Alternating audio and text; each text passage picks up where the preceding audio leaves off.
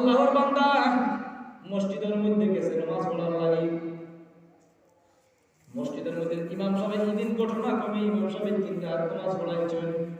প্রত্যেক মানুষ ভুল আছে না নাই? সাহাজি প্রত্যেক মানুষ ভুল আছে না নাই? ওয়ালাকাদ কাররামনা বানি আদম, এই বিষয়টা কইল হযরত আদম আলাইহিস সালাতু ওয়াস সালাম ছোট ভুল হওয়ার কারণে আমার আল্লাহ পাক রব্বুল আলামিন জান্নাত থেকে তাকে বাইরে করে দিয়েছে। ইমাম সাহেব ঘটনা কমে দিন মসজিদের মধ্যে 3 রাকাত সালাত পড়েছেন।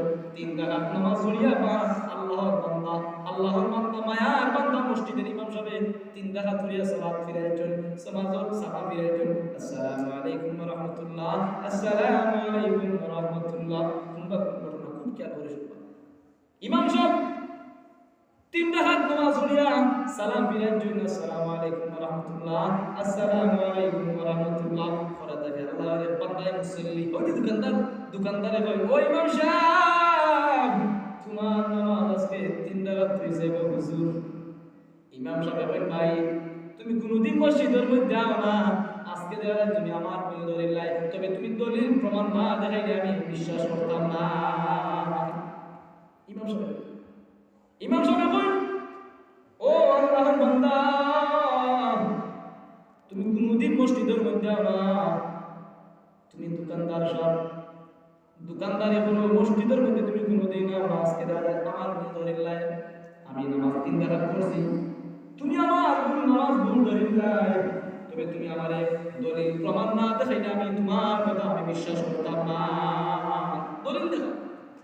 আল্লাহর বান্দা ডাক দিয়া কই, ও ইমাম সাহেব আজকে তোমার নামাজ হলো 3 রাকাত হইছে, কারণ কইলো ইমাম সাহেব আমার বাজারের মধ্যে দোকান হলো 4টা কয়টা কেন দিচ্ছি, আমার বাজারের মধ্যে দোকান হলো 4টা কয়টা, 3টা দোকানের হিসাব আমি বান্দা 3টা দোকানের হিসাব আমি মিলাইছি, একটা দোকানের হিসাব মিলাইতে পারছি না, বিদায় আমি 3 রাকাত নামাজ হইছে। আউযুবিল্লাহ।